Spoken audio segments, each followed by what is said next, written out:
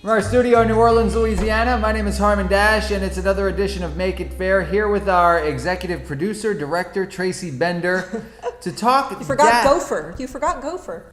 Right, she can dig quite a hole, let me tell you.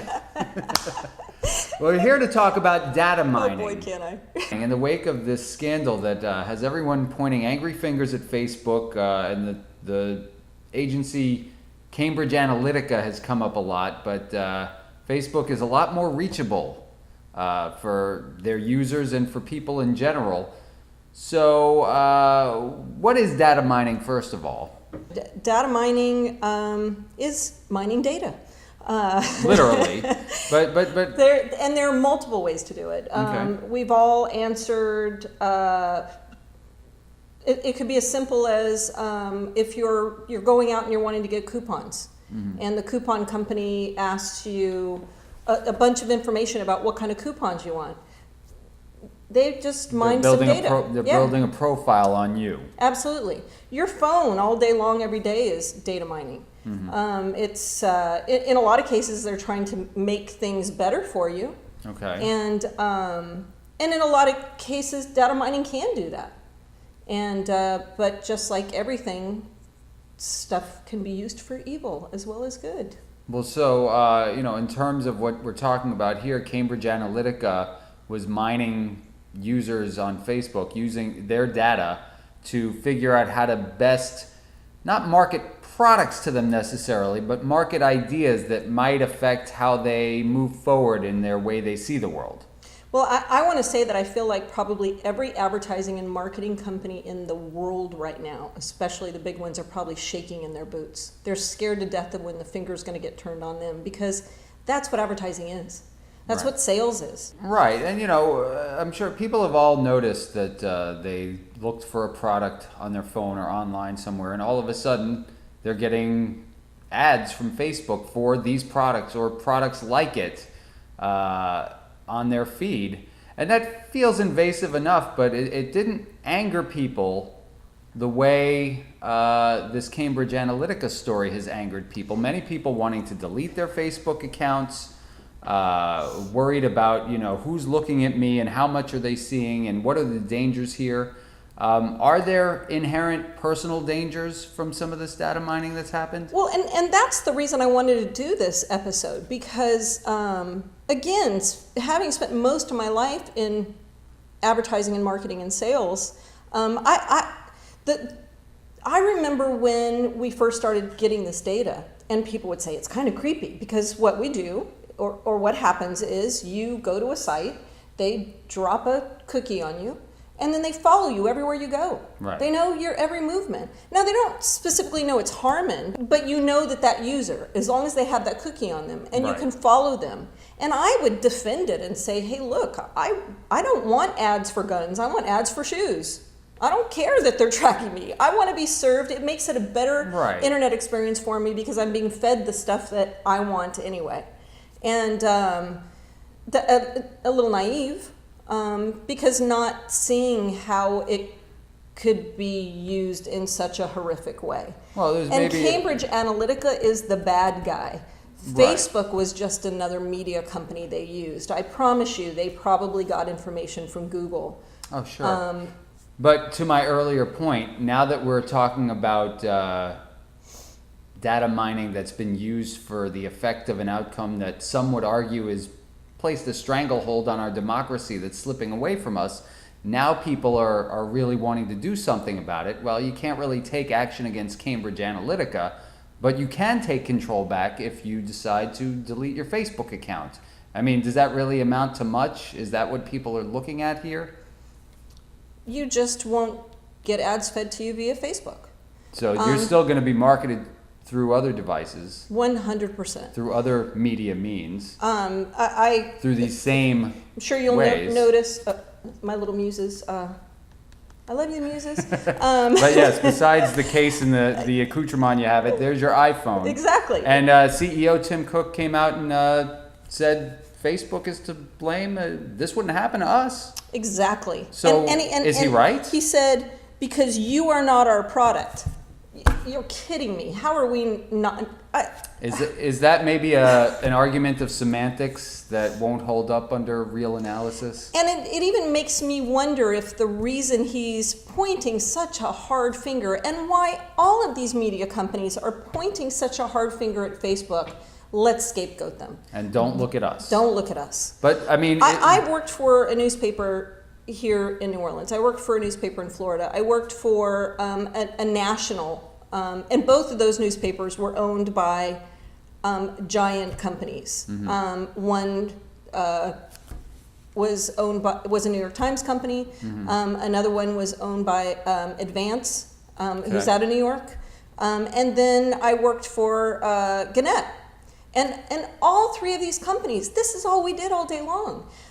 I would go meet with clients to find out who they wanted to market to, really kind of get inside of their head, not just who they wanted to market to, what were their biggest profit margin items, what were their challenges reaching these people, what their competitors were doing that maybe they thought their competitors were doing better than, what they did better than their competitors.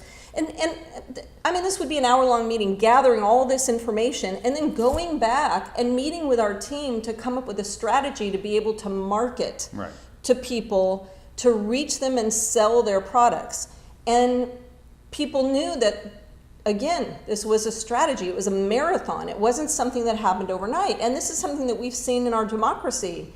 It's been going on for decades. Internet has allowed us, and again, back to my experience in internet marketing, we have a saying. You no longer have to shoot with a shotgun. Now you can shoot with a rifle. Right. Because you can target exactly the person you want and exactly the way you want. The tools of technology of taking marketing, which has always been a part of life. We're not saying marketing good, marketing bad here. We're just saying this is how things happen.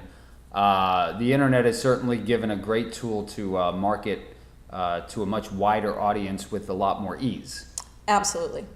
And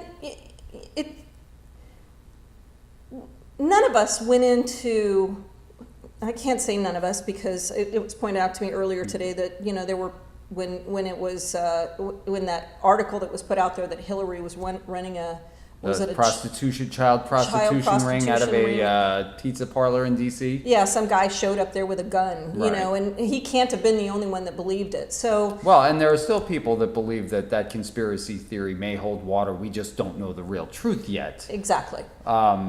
So how do we fight against that kind of thing, that kind of disinformation?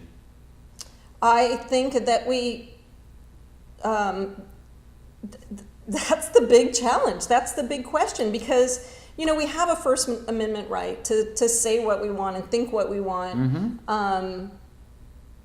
And our government shouldn't be allowed to control it. However, we also can't scream fire in a movie theater. Right. So there are limits to some of these freedoms. We have to be responsible with them. People tend to forget that rights come with responsibilities. Exactly.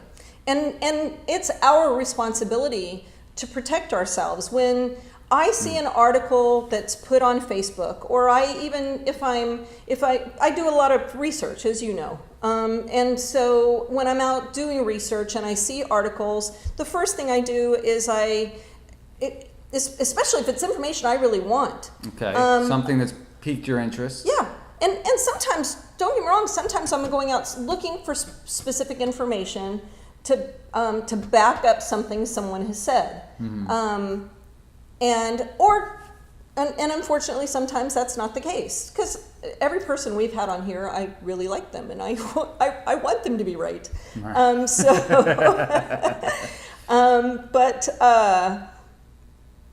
The first thing I do is I look at what the source is, and if I don't recognize the source, I Google who is the source. Right. What are their credentials? What are their credentials? Now, I was a humanities major in college, so that was also part of what we did. It's, you know, when you're looking at history, who wrote the history? Where were they when they wrote it? Right.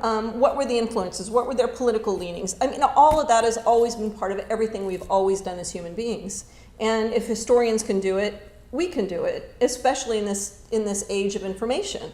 And unfortunately, I feel like now we have to do it. I know that there are a lot of fact-checking sites out there, and people with certain political leanings don't want to believe the fact-checking sites. They think they're biased. Right. And so all we can do is keep finding ways to even check your own bias. Right. But none of us went into Facebook thinking, oh, isn't this just the greatest thing and it's all free and there's nothing. You think Facebook is as wealthy as they are because everything is just free? Right. Right. Well, they're a we business. got something for it. It's our responsibility to protect ourselves. Well, and again, to that same point that I was making earlier, Facebook is this place where people are connecting with their old friends. They're sharing their lives. They suddenly feel like it's different than, seeing a commercial on TV. That's detached. This feels really personal now. And what it sounds like you're saying and what we need is some real serious education programs to help teach people learn these new skills in this new technology, to recognize when they're being marketed at and when it's when you have to do the critical thinking and the analytical thinking to know when that marketing is actually nefarious. And I would take it a step further and say that you're always being marketed at. Mm-hmm. Always. When you walk out of your house, you can't.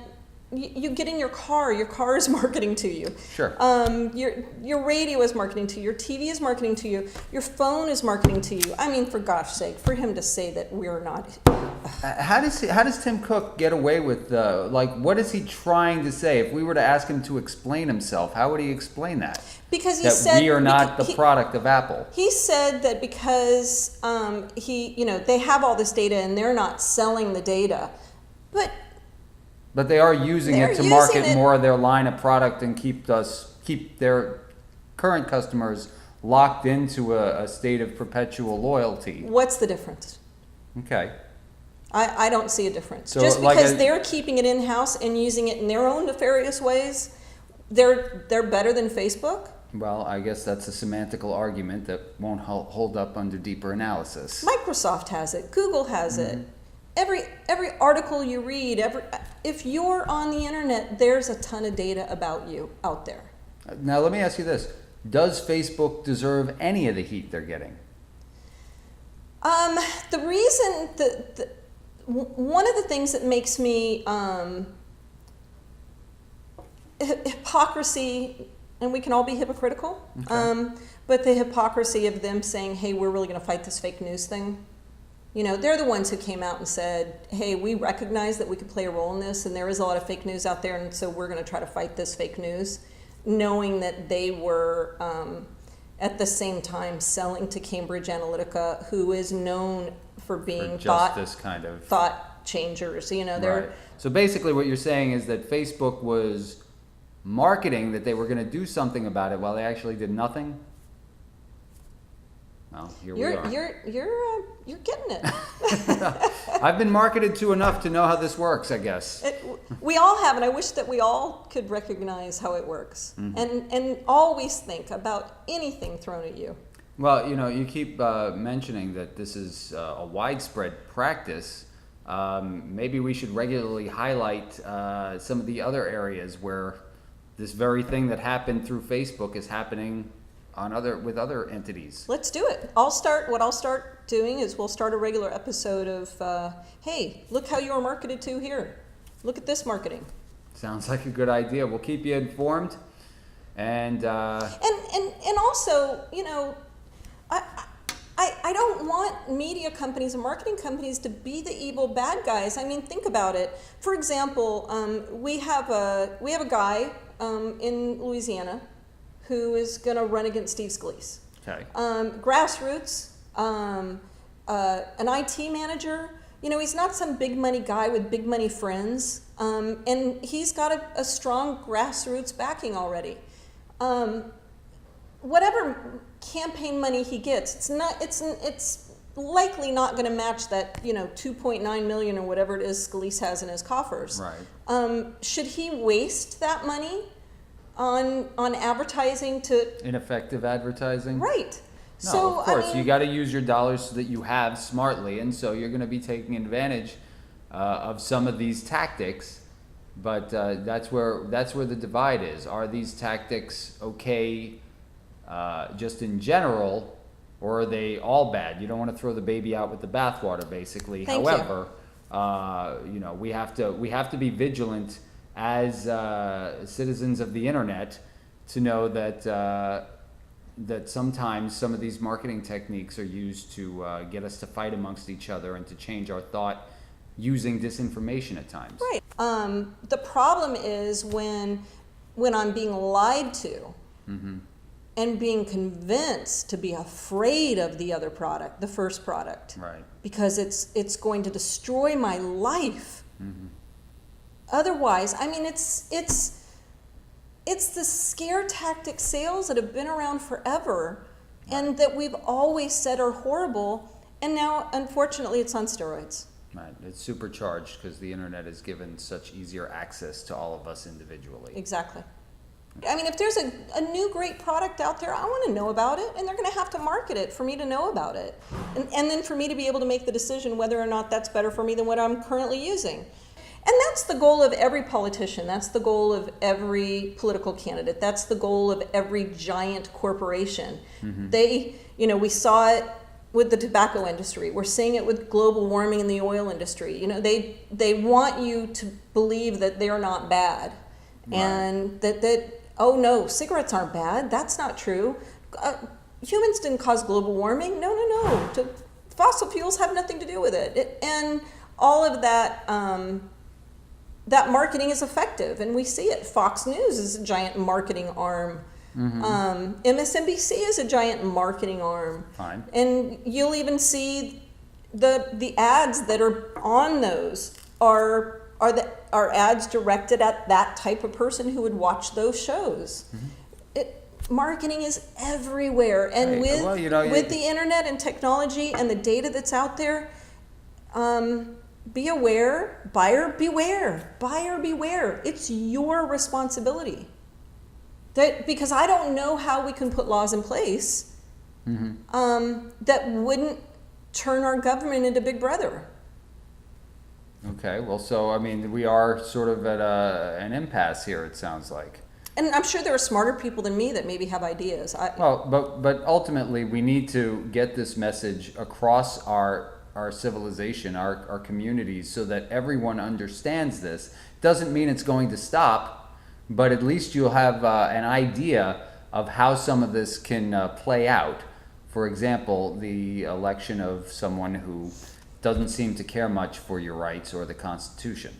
Right, exactly. And I'll also posit that because this has happened to Facebook, it's probably after this going to be the safest place for you to be. All eyes are on Facebook, so post away.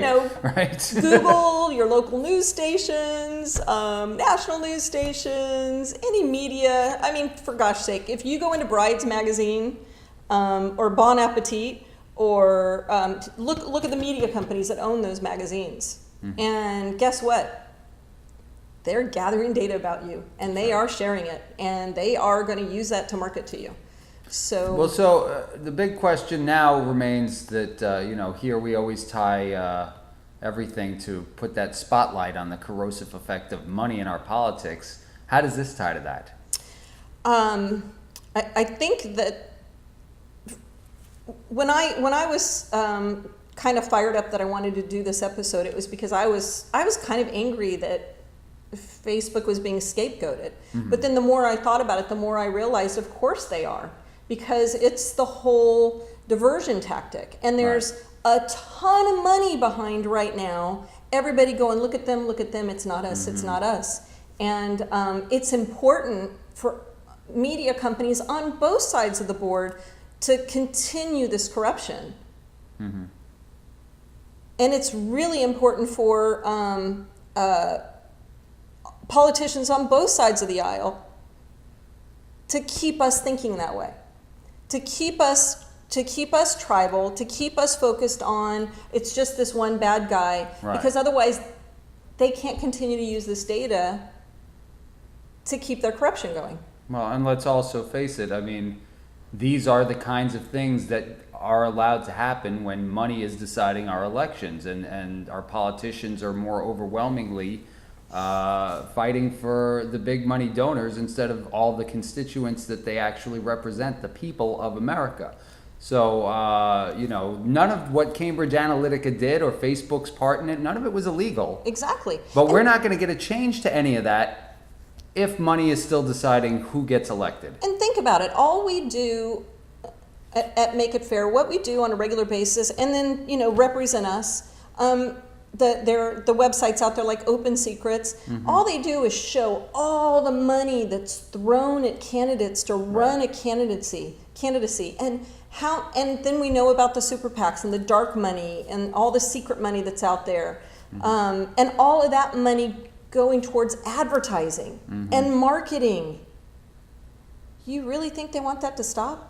You think all those people gathering those advertising dollars want that to stop? Not likely, but very interesting conversation, Tracy. So are you worried about your data being mined and what it might be used for? Would you like to see changes in some of the laws that are allowing our information to be used for these purposes? We always like your comments on our website, makeitfair.us. And also, please share this video with your friends. Just click subscribe to our YouTube channel and share away. Also, like us on Facebook, and follow us on Twitter. And guess what? I'm going to advertise this on Facebook. We are going to target this piece too. Yes, because, we are. Again, nothing inherently wrong with the tools of marketing. It's just how they get used and what happens after that. For Make It Fair, my name is Harmon Dash with Tracy Bender. Thank you for watching.